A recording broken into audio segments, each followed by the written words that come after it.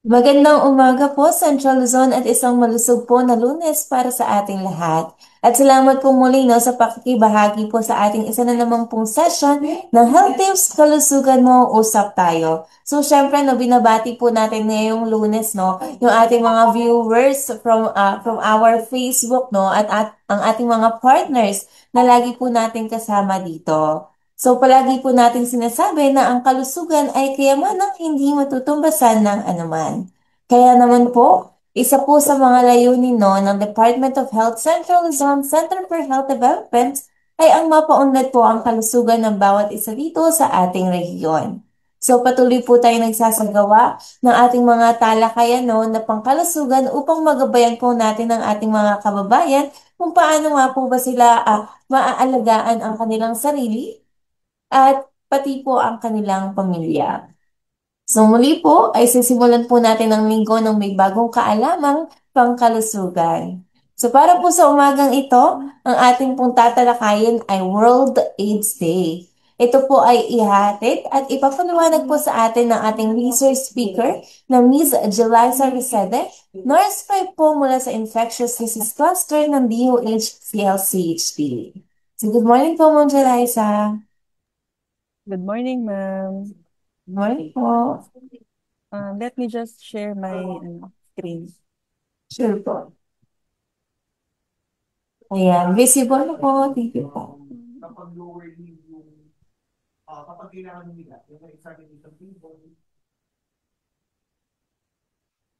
Ayan. So, magandang umaga po sa lahat. So, para sa umagang ito, aking ibabahagi sa inyo yung HIV 101, yung mga safe practices and access to testing, treatment, and support groups natin. So, ngayong December, dalawa po yung ating pinagdiriwang. No? Una, yung ating World AIDS Day, observance na may theme na Overcoming Disruptions, Transforming the AIDS Response. At pangalawa po, yung ating Regional HIV Testing Month. So, dun sa una natin, yung theme na Overcoming Disruption, Transforming the AIDS Response, isa itong um, pandaigdigang pagtitipon no upang um, tingnan natin yung HIV response no. Kailangan makita po natin na nagkakakulangan pa rin tayo sa pondo, maaari na nababawasan pa rin yung mga community-led services natin, may mga legal and social na mga balakid na mga problemang hinaharap tayo ngayon para maka-access ng mga services. And sa kabila nito, kinikilala pa rin natin yung katatagan ng mga bansa at komunidad na patuloy na sumisikap upang mapanatili na mapagtagumpayan yung laban natin sa HIV. Yung pangalawa naman, yung ating Regional HIV Testing Month. So this month, nilalayon po natin no, na palaganapin ang HIV testing sa iba't ibang lugar at iba't ibang grupo, mas marami pang matukoy na HIV cases at maikonekta sila sa tamang pangangalaga at gamutan at bawasan ng stigma sa mga komunidad sa pamamagitan ng maayos na pagbibigay ng serbisyo at i-ensure na mas maging accessible yung mga services natin pagdating sa HIV. So, dalawa po yung aking ibabahagi. Una, kung paano ba natin mapoprotektahan yung ating sarili laban sa HIV.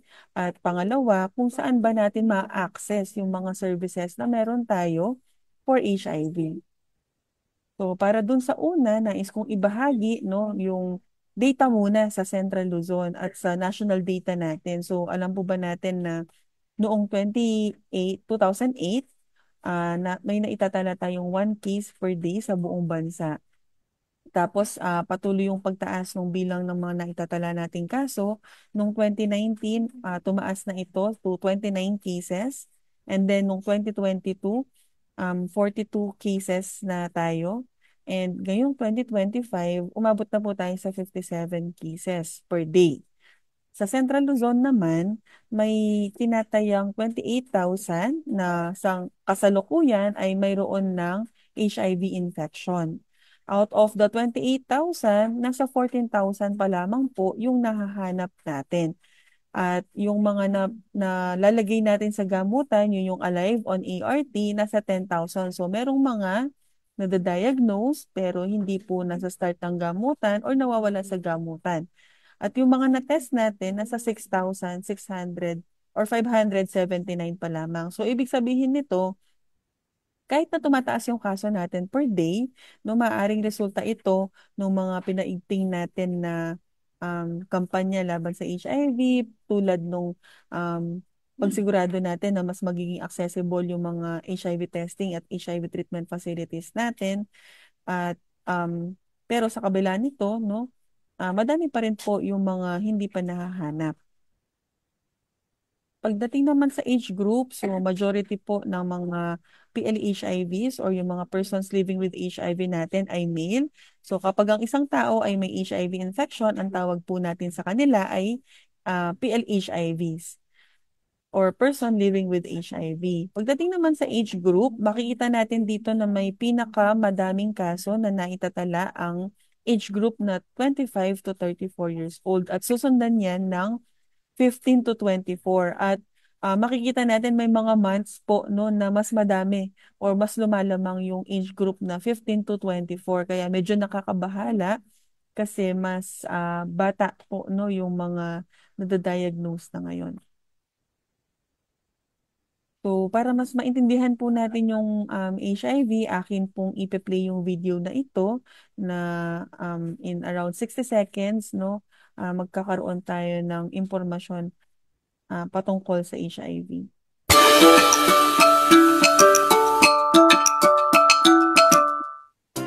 Oras na para sa isang HIV crash course kasama ang iyong best beshi beshi mo besh! Lahat ng kailangan mong malaman mula sa kung ano ba ang ganap sa virus, paano ito kumakalat at paano ito ititreat. Maraming pwedeng learnings in just 1 minute, be! In fact, tuturuan ka namin sa loob ng 69 seconds. 69 talaga, diba? Start timer! Ang HIV ay Human Immunodeficiency Virus, isang virus na sumisira ng ating immune system. Kapag mahina na ito, hindi mo na kayang kumalaban ng kahit na simpleng impeksyon mula sa bakterya at virus na kering-keri ng katawan mo dati.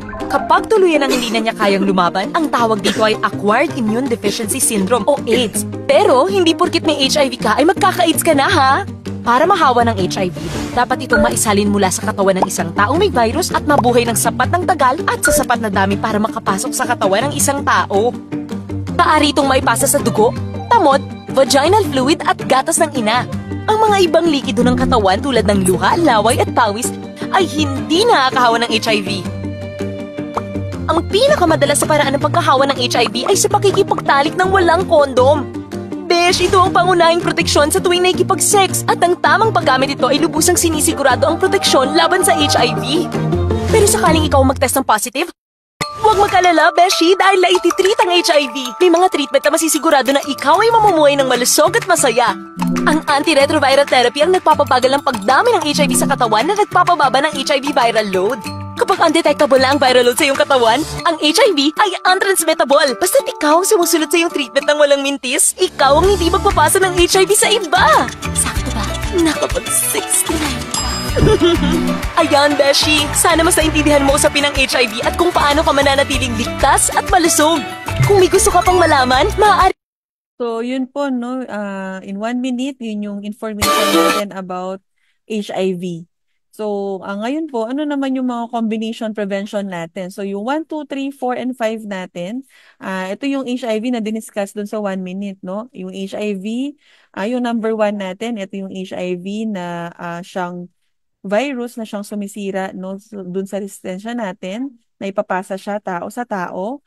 Yung dalawang types ng HIV, ito yung HIV infection kapag nagkaroon na tayo ng virus and then kapag hindi po siya na-treat agad, tuluyan na nasira yung resistensya natin, dadapuan na tayo ng iba't ibang sakit, yun na yung AIDS or yung advanced HIV disease. Mode of transmission, unprotected sex, um, through contaminated bloods, no, or yung mother to child natin. And then, yung number 4 natin, yung mga body fluids na merong HIV ay yung blood, no, gatas ng ina, vaginal fluid, tsaka yung semen natin. And yung number 5, ito naman yung importante na malaman natin, no, kung paano natin mapaprevent. So may tinatawag tayong combination prevention. Ito ang pamamaraan sa pagpigil ng HIV na gumagamit ng iba't ibang estratehiya ng sabay-sabay. So, hindi naman po ibig sabihin na ABCDE siya. Kailangan natin sundan from letter A muna, then letter B, no?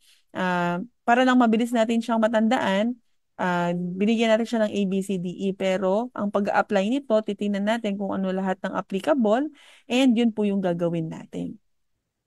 So, eto po yung ABCDE natin. Isa-isahin lang po natin sila, no?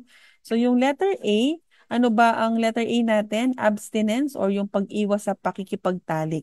So, ang pinaka-importante dito na tandaan natin na ang pagpili ay naipagpaliban, no, ang pakipagtalik hanggat hindi tayo handa ay isang matalinong desisyon, no? So sa pag-iwas, binibigyan natin ng sarili ng pagkakataon na lubusang ma-enjoy yung ating kabataan at na walang pangamba, no, tungkol sa hindi planadong pagbubuntis, HIV or STI or iba pang mga mabibigat na problema.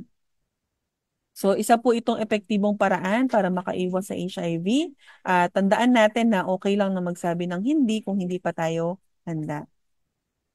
So, ano ba yung mga bagay na makakatulong sa atin upang mapagtibay pa, no, yung kakayahan natin na gumawa ng tamang desisyon? So, tatandaan natin yung acronym na STOP. No? Letter S, surround yourselves or isama ang sarili sa mga sitwasyon na tumutulong gumawa ng tamang desisyon. And then letter T, team up with peers or makisama sa mga kaibigan na may parehong pananaw tungkol sa responsableng pagpili. Letter O, occupy your time or gamitin ang oras sa gawain na makakatulong sa iyong personal na pag-unlad. And letter P, practice asserting your decision or sanayin ang sarili na magsabi ng hindi ng may kumpiyansa at paggalang. Ngayon, ano naman yung letter B? So, yung letter B, yung be mutually faithful to your partners or maging tapat sa iyong karelasyon. So, tatandaan po natin na ang pakikipagtalik sa maraming partner ay may mas mataas, no, na tsansa na makahawa ng HIV. Kaya mas mabuti na umiwas sa maraming karelasyon. Pero tatandaan po natin, no, na kahit sa isang tapat na relasyon, kung ang isang sa inyo ay may HIV at nakikipagtalik ng walang proteksyon, maaari pa rin po itong maipasa, no? Kaya mahalagang alam natin kung ano yung HIV status natin at ng partner po natin. At kapag pinili mong makipagtalik, may kaakibat itong responsibilidad, no, na kasama na ang pagpoproteksyon sa iyong sarili. Pangatlo, yung ating correct and consistent condom, PrEP, and PEP use. So, isa itong epektibong paraan upang maiwasan ang pagkalat ng HIV. So, kaya siya may correct and consistent kasi dapat correct or tama kasi ang condom at PrEP or yung tinatawag nating pre-exposure prophylaxis, iniinom po yun, kailangan gawin siya ng tama, no? So may tamang pamamaraan kasi kapag hindi tama yung paggamit natin dito or pag-inom, hindi po mapoprotektahan, no, ang inyong sarili laban sa HIV. And then dapat consistent at tuloy-tuloy. So dapat po kapag sinabing daily yung pag-inom, kailangan daily natin siyang iinumin at consistent pagdating naman sa condom every time na makikipagtalik, no, gumamit po tayo ng condom. So, eto lang yung parang instruction, pwede din itong ma-search, no, sa Google kung paano ang tamang pamamaraan ng paggamit ng condom. Sa mga selected areas, sa mga health facilities, meron din po sa mga workplaces, may mga naka-install din na condom dispensers na pwede po tayong kumuha. Meron din po yung ating pre-exposure prophylaxis. Ito yung sinasabi ko kanina na iniinom siya, no? 99% po ang kanyang protection. And tatandaan lang po natin dito na ang PrEP ay tutulungan lang tayo makaiwas sa HIV, pero yung iba pang klase ng sexually transmitted infection, hindi po tayo mapoprotektahan, no? So kung gusto nating makasigurado na hindi rin tayo makakuha ng iba pang sexually transmitted infections, gumamit din tayo ng condom kasabay ng PrEP. So iniinom po siya, no, napakabisa hanggang 99% basta ininom ng tama at consistent, no? Ito yung mga common side effects pero usually nawawala din po at sa Region 3 nasa around 3,000 na po yung mga umiinom at wala naman tayong mga nare-receive na mga severe no side effects po. So considered pa rin siyang safe. Yung letter D natin, do not do drugs or share needles. So, kasi alam natin na ang mga ito ay nakakaapekto sa tamang pag-iisip at desisyon po natin. Kaya um, kailangan po hanggat pwedeng iwasan po natin ito, no? Maaari ka nitong itulak na gumawa ng mga bagay na pagsisisihan po natin sa huli. At ang paggamit ng karayom na dati nang ginamit ng taong may HIV infection ay may napakalaking panganib, no, na nagdudulot ng HIV infection. At yung letter E natin, importante na may tamang kaalaman po tayo, no? Kasi ang tamang kaalaman ang pinakamabisang depensa laban sa HIV. So, napakahalaga din na magpasuri po tayo or mag-HIV testing tayo. Alamin natin yung ating HIV status. Huwag tayong mahiya at matakot magpa-test ng HIV. So, ayan. So, ito yung HIV test para lang magkaroon tayo ng kaalaman. Ano ba yung HIV testing since Regional HIV Testing Month tayo ngayon.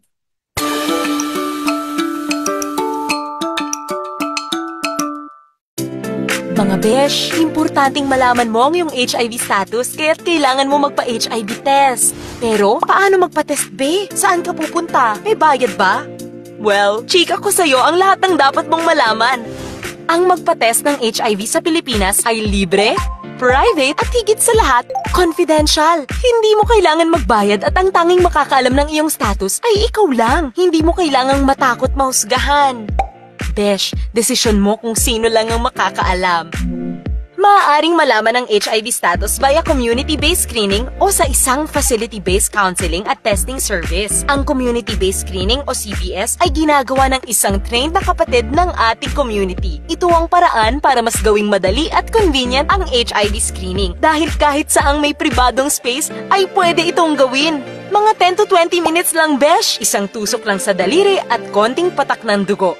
Ipapatak ito sa isang test kit para malaman kung magre-react sa HIV antibodies. Sa madaling salita, maaaring reactive o non-reactive ang resulta. Kapag reactive, maaaring nasa katawan mo ang virus at ire-refer ka sa isang HIV facility para sa iyong confirmatory test. Kapag non-reactive naman, maaaring wala kang HIV. Pero, maaari ring ikaw ay nasa early stages o window period kung saan hindi pa lalabas na positive ang inyong test dahil kulang pa rin ang antibodies sa katawan mo. Kakailanganin mong magpa-community-based screening muli pagkatapos ng ilang linggo. Facility-based counseling and testing naman, besh. Ito ay ginagawa sa mga lugar tulad ng social hygiene clinic or community center. Isang So, ayun po, no, yun yung basic HIV testing natin. So, tulad nung nasabi dun sa ating video, ang HIV testing ay maaaring magbigay ng dalawang resulta, non-reactive or reactive. So, kung non-reactive, ang kailangan lang natin gawin, panatilihin yung negative status natin. Kung ito yung mga prevention na pwede nating gawin. Kung reactive naman or positive yung resulta, kailangan lang nating mag-enroll sa gamutan at tuloy-tuloy lang yung gamutan natin para makamit natin yung tinatawag na U equals U. No? So, ito po yung tinatawag nating treatment as prevention.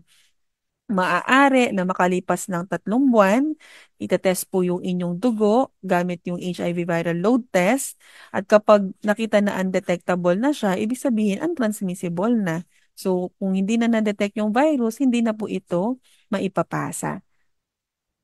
So ngayon, alam na natin kung paano natin po proteksyonan yung ating sarili gamit yung condom at PrEP at iba pang part no nung ABCDE natin. Alam na natin kung ano yung HIV testing na tutulong sa atin na alamin yung ating HIV status at paano natin mapoprotektahan yung sarili kung reactive ba yan or non-reactive. So, ngayon, saan naman tayo kukuha ng services? So, sa Central Luzon po, no, lahat ng mga HIV treatment facilities natin ay nagbibigay ng libreng HIV counseling and testing. At may mga HIV treatment facilities din po tayo na pwede kayong kontakin. So pwede nyong i-scan no, yung QR code na ito, makita nyo yung mga listahan. Pero ipa-flash ko din po no, ng mabilisan yung mga facilities natin. So may mga Facebook yan, may contact number no, na pwede nyo pong tawagan para kung may karagdagan kayong katanungan o kaya gusto nyo mag-access ng services, no, pwede po sa kanila. So sa Central Luzon, a total of 40 na po no, yung ating HIV treatment facilities and continuous pa po na pag-expand natin. So sa panghuli, ang ating pinakamensahe sa lahat, lalo na po no, sa ating mga kabataan na kung saan nakakakita tayo ng mga pagtaas ng kaso, no? Tandaan natin na HIV is preventable. Protect yourself, protect your future, no? Alamin po natin ang tama, piliin natin ang ligtas at magpa-test po tayo ngayong December. So yun lamang po, maraming salamat sa pakikinig. Maraming salamat po, Ma'am Jeliza. Thank you so much po, no. I know po na marami pong matututunan ng ating mga viewers at natututunan po, no. So, ang HIV po, no, ay sumisira sa ating immune system and this is very important to know our response, mga dapat gawin, and syempre po, no, mga dapat iwasan. And maraming salamat rin po for sharing the access points and services po na pwede pong i-avail po, no, ng ating mga mamamayan. So as we dwell more on this topic, no, we'll just be having our questions po regarding this topic. So for the first question po ma'am, meron po bang mga physical na senyales po ang AIDS? At nakikita po ba sa isang PLHIV kung humahantong na siya sa pagkakaroon po ng AIDS? So, thank you sa tanong na yan, ma'am, no? Bali, ang senyales na mayroon tayong HIV infection, walang mga tiyak na sintomas. Kasi, di ba, kadalasan kapag mababa yung resistensya natin, hindi naman natin alam na mababa yung resistensya natin unless lab test tayo, titingnan natin yung mga white blood cells natin, no? Yung, di ba, nagtetest tayo ng dugo. So, o kaya naman kapag, halimbawa, dinapuan na tayo ng flu, may inuubo na tayo, so, iniisip natin baka bumababa yung resistensya natin. Pero ding mga ganong factor, no? So, si HIV, ganun po siya. Walang tiyak na sintomas. Ngayon, kapag tuluyan ng nasira yung resistensya natin, masyado nang mababa, dumapo na sa atin yung iba't ibang sakit, yun po, doon na tayo makakaramdam ng mga sintomas. At pag may mga ganong sintomas na, ibig sabihin, most likely may AIDS na or may advanced HIV disease na po ang isang tao. Ayan, thank you so much po, no, Ma'am Jeliza. At least po, no, na-aware po yung ating mga listeners, no. So, regarding this po, no, continuing po the questions, ano daw po ang mangyayari kung ang isang taong may HIV ay tumigil po sa pag-inom ng post-exposure prophylaxis? So, ang post-exposure prophylaxis ay kailangan inumin no, sa loob ng 28 days. So, kapag huminto tayo, hindi natin yung tinapos, siyempre, mas bababa po yung protection natin na magkaroon tayo ng HIV infection. So, kung gusto natin na fully ma-protect, kailangan tapusin natin yung gamutan base dun sa ibibigay na instruction ng healthcare provider. Kung sakali po no situational, no, we have 28 days po ng pag-take po ng post-exposure prophylaxis. Halimbawa po may mga missed days or nakalimutan po, no, ni individual, ano po ang pwedeng gawin sa mga ganung pagkakataon? So, pag nakalimot or huminto, kumonsulta agad sa ating mga healthcare providers para magabayan kayo ng tama kung ano yung pwedeng gawin ninyo. So, wag basta-basta na inumin lahat yung mga nakalimutang araw po. No? Importante na mag-update tayo dun sa ating healthcare provider. Ayan, so it's very important, no, na lumalapit po tayo, no, sa ating mga healthcare providers to gain insights and knowledge sa ating mga misleads. So, ano po ba yung mga maling paniniwala kaagipan po ng AIDS at HIV na dapat po natin itama at paano po ito nakaka-apekto, no, of course, sa ating mga patient or mga tao po may AIDS at HIV? So, ito yung mga kadalasan no, na naririnig natin sa mga tao na mga maling paniniwala at kailangan nating i-correct, no? Una, sinasabi na nakukuha ang HIV sa pakikipagkamay, yakap, or paggamit ng kubyertos or CR. So, hindi po yun totoo. Maipapasa lang siya kapag merong unprotected sexual intercourse o kaya nasalinon tayo ng kontaminadong dugo o kaya natusok tayo no ng kontaminadong ringgilya, mga ganon, or yung mother to child transmission natin. Hindi din po totoo na makikita sa itsura ang may HIV, no? Hindi rin totoo na automatic na death sentence ang HIV. May mga gamutan na tayo para mapigilan na lumala ito, no? At hindi rin totoo na kapag may HIV infection ka, ay AIDS na agad ito, no? So, it will take months or years bago tuluyang masira yung resistensya natin. Kapag na-test tayo ng maaga, mapipigilan natin na masira yung ating resistensya. So, ang epekto nito kadalasan, syempre nagdudulot ito ng takot, no, panghuhusga at diskriminasyon. At kadalasan po natatakot tayo na magpa-test or magpagamot dahil dito, no? Kaya ngayon, since narinig nyo na po siya, kung yun yung inyong alam, at least alam nyo na ngayon na hindi po totoo yung mga nabanggit ko kanina. And thank you so much po, Ma'am Jalesa, no?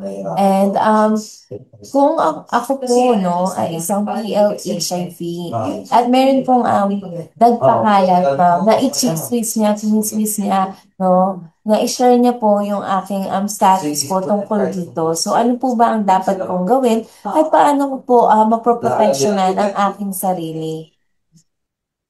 Ayan. So, pag sa mga ganitong bagay, importante na sa sarili muna natin, no, alamin natin yung ating HIV status. So, kailangan po kung every year magpa-test or kung high risk every 3 months, depende dun sa payo ng kanyang counselor. Kapag alam na natin yung ating HIV status, may mga tamang kaalaman na tayo, sana iwasan natin yung paghuhusga at diskriminasyon sa iba, no? I-normalize natin yung conversations about HIV testing and treatment, no? Kayo, alam niyo na yung inyong HIV status, so sana i-share natin siya sa mga kaibigan natin, no? Mga kakilala natin, grupo, para mahikayat din sila na alamin yung kanilang HIV status. Thank you so much po. No? And meron pa po ba tayong mga programa po no dito po sa DOH Central Luzon po kaugnay po ng AIDS? So, para sa ating laban sa AIDS or yung sa HIV natin, no, si government po naglalaan niya ng napakalaking pondo para masigurado na maibibigay ang serbisyo sa testing, sa treatment ng libre. No, may PhilHealth package po dyan na around 58,000 per year na pwedeng i-avail after diagnosis. Kaya po halos wala na pong binabayaran, no? Ang gagawin na lang ay mag-treat tayo, siguraduhin natin na tuloy-tuloy lang po ang ating gamutan. And so meron pong mga libre po no ito na mga treatments no. So kung kayo po no sa ating mga listeners no, maganda po na i-take po natin itong opportunity na to no dahil ito naman po ay libreng ino-offer po no ng ating kawani at gobyerno po. So with that po no, siguro po Ma'am Jing, isang mensahe po or paalala po no sa ating publiko po kaugnay po ng AIDS. Ayan, so tulad ng nasabi ko kanina, gusto ko pong i-highlight na ang HIV ay preventable, treatable, may management po na pwedeng ibigay, no? Kaya naman po protektahan natin yung sarili, protektahan natin yung mga mahal natin sa buhay, protektahan natin yung ating future, magpa-test po tayo now na, no? Libre lang po ang testing at treatment for HIV. Ayan, wag na po natin patagalan, no? Magpa-test po tayo now na. So maraming salamat po, no, sa pagsagot ng ating mga katanungan, Ma'am Julissa. We believe, no, that this is very helpful for it promotes public health. Also sa ating mga listeners, no, let us take note at the ABCDE, no, ng abstinence, no, umiwas po tayo sa pakikipagtalik, be mutually faithful, and we should also do na correct po, no, and consistent po ang ating paggamit sa ating mga condoms, PrEP, or PEP. ay do not do drug and share needles. Napakalaga po nun, no? And syempre, sa mga katulad ng ganitong talakayan, no, we are promoting education, no, and awareness, no? And also, this is for early detection and treatment. Kaya, kagaya po ng sinabi ni Ma'am Jay, tayo po ay magpa-test po now. Once again po, Ma'am Jeliza, maraming salamat po sa inyo. Ayan. So, dito na rin po nagtatapos ang ating talakayan para sa World AIDS Day. Maraming salamat po sa ating research speaker na nakasama po natin si Ma'am Jeliza Resede. Umaasa po at naniniwala po kami dito sa CLCHD na makakatulong po ang diskusyong ito para manatiling malusog at ligtas po ang ating mga kababayan sa loob at labas ng Central Luzon. So sana po ay marami po kayo natutunan mula sa ating mga health experts. At syempre wag po nating kalimutan to disseminate this kind of health sessions, no? I-share po natin ito sa ating mga kapamilya, katrabaho at kaibigan at sama-sama po tayo magsulong sa ating kalusugan. Magkita-kita po tayo muli sa ating susunod na health tip sessions upang talakayin po ang iba pang importanteng pangkalusugang kausapan. So, muli po ay isang mapagpala at malusog na umaga po sa ating lahat. And have a great day po everyone!